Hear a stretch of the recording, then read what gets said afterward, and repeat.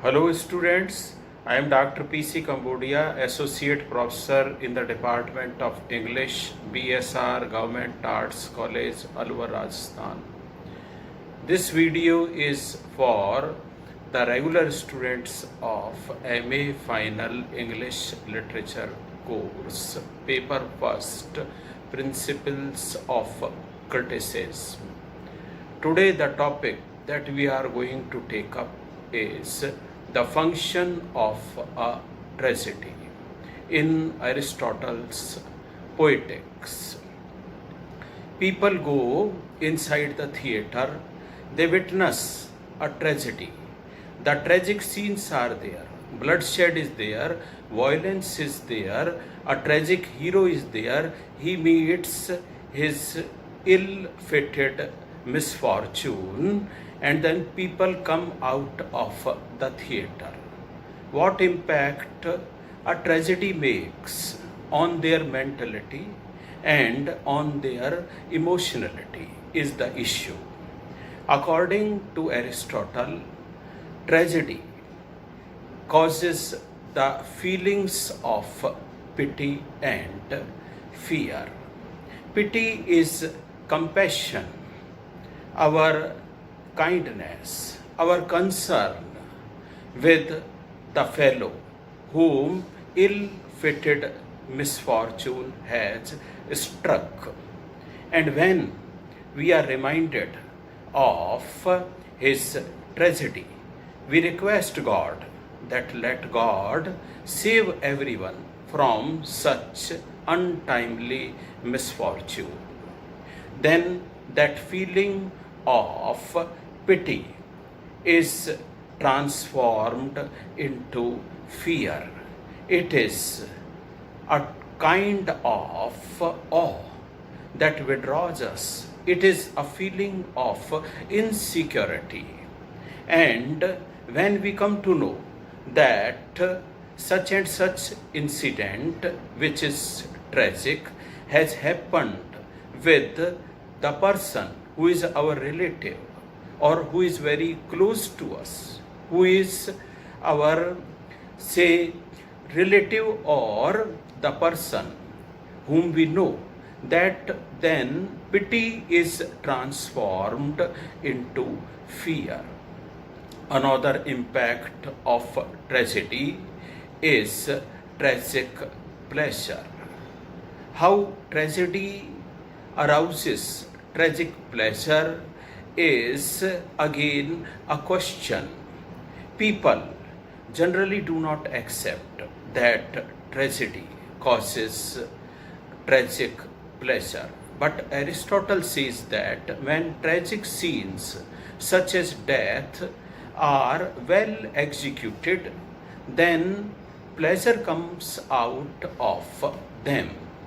This kind of pleasure is called as tragic pleasure. Then Aristotle says that tragic pleasure involves catharsis.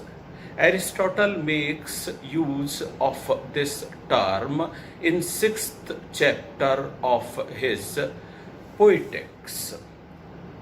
People say that he explained this term catharsis in 2nd book of his Poetics, which is lost.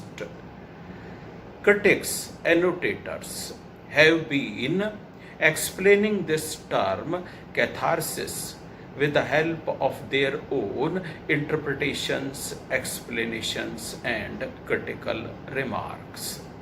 According to one implication of this term catharsis, catharsis is purgation, giving treatment.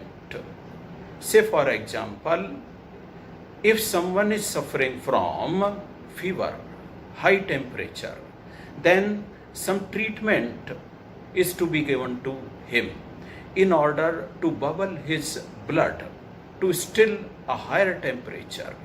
When his temperature will increase further and further, then that temperature will drain itself out of his body and will take out the initial temperature of that person, making him fit and healthy.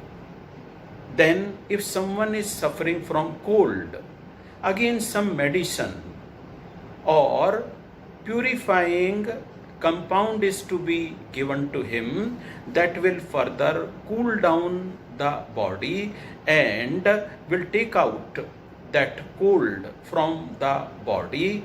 And this treatment is based on the theory of like dissolves like. Say for example, the oil of one kind is dissolved into oil of the other kind. Water is added to water and the same kind of solution, homogeneous solution, is formed. This theory of purgation, that is giving treatment and purifying of a body, is compared with the impact of tragedy. When a person enters the theater, then he is full of some unwanted feelings in his mind and heart. Say he is very much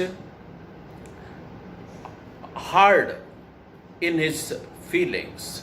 He is as dead as stone, and he is wrathful, and he is full of proud.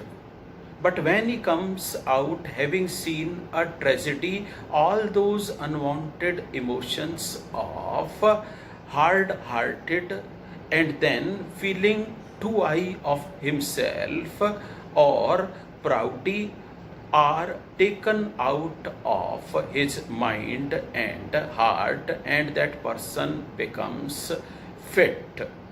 This treatment of purgation is supported by Bucer, but another writer on Aristotle, Humphrey House, does not support this opinion. According to him, the function of a tragedy is moral conditioning. In order to understand moral conditioning, we will have to understand the modern air conditioning, in which the temperature is regulated with the help of air pressure and other factors. Similarly, when a person enters the theater to witness a tragedy, there is a moral conditioning. Some virtues which are lacking in his body are brought up to the proper level. Then there are some unwanted feelings which are drawn out of his body or drained totally.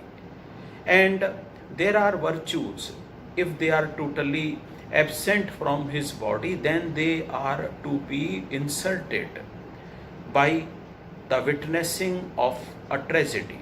So the function of tragedy is to maintain proper equilibrium, balance of some feelings that are essential in order to make a man fit to live in society.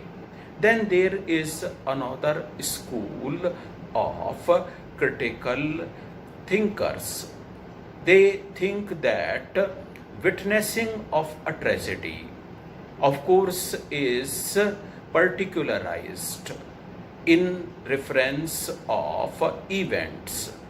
And when a spectator witnesses that tragedy and comes out of the theater, then later on he identifies universality out of that particularity.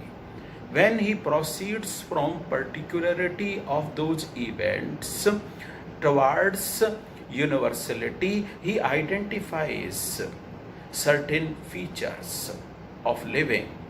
He understands what he should do and what he should not do. He controls himself in order to make him a better man. He tries to think that what he is doing is not fit So tragedy reminds him what is to be done, what is not to be done.